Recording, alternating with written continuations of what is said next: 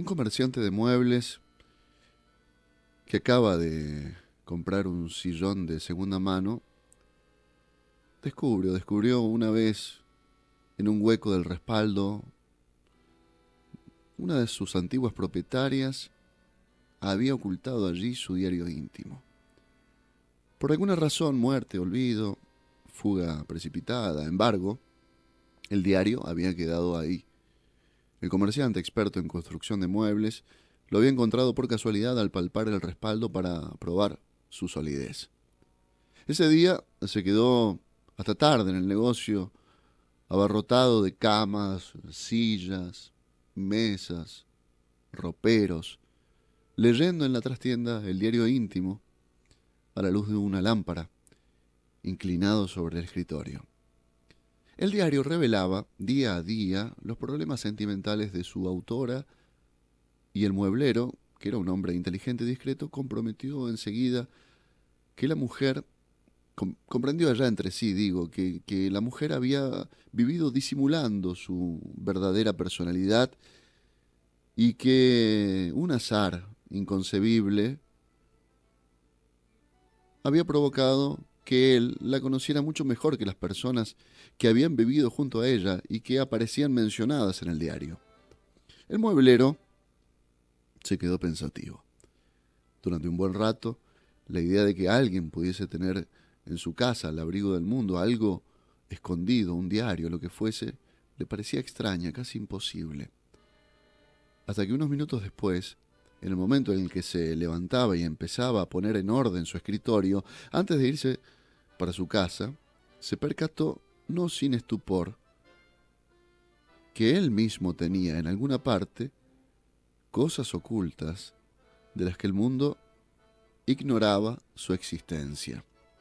En su casa, por ejemplo, en el altillo, en una caja de lata, disimulada entre revistas viejas y trastos inútiles, el mueblero tenía guardado un rollo de billetes que iba engrosando de tanto en tanto y cuya existencia hasta su mujer y sus hijos desconocían. El mueblero no podía decir de un modo preciso con qué objeto guardaba esos billetes, pero poco a poco lo fue ganando la desagradable certidumbre de que su vida entera se definía no por sus actividades cotidianas ejercidas a la luz del día, sino por ese rollo de billetes que se carcomía en el desván. Y que de todos los actos, el fundamental era, sin duda, el de agregar de vez en cuando un billete al rollo carcomido. Mientras se encendía el letrero luminoso que llenaba de luz violeta el aire negro por encima de la vereda, el mueblero fue asaltado por otro recuerdo. Buscando un sacapuntas en la pieza de su hijo mayor, había encontrado por casualidad una serie de fotografías pornográficas que su hijo escondía en el cajón de la cómoda. El mueblero las había vuelto a dejar rápidamente en su lugar, menos por pudor que por el temor de que su hijo pensase que él tenía la costumbre de hurgar en sus cosas. Durante la cena, el mueblero se puso a observar a su mujer.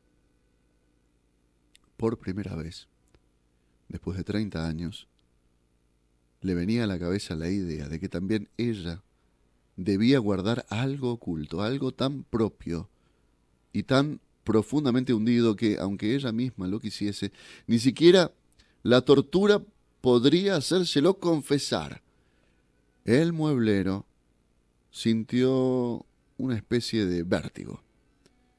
No era el miedo banal a ser traicionado o estafado lo que le hacía dar vueltas en la cabeza como un vino que sube, sino la certidumbre de que justo cuando estaba en el umbral de la vejez, iba tal vez a verse obligado a modificar las nociones más elementales que constituían su vida, o lo que él había llamado su vida.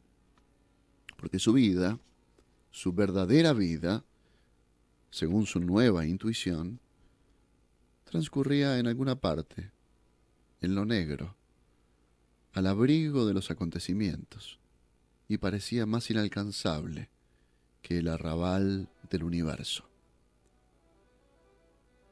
Al abrigo Juan José Saer.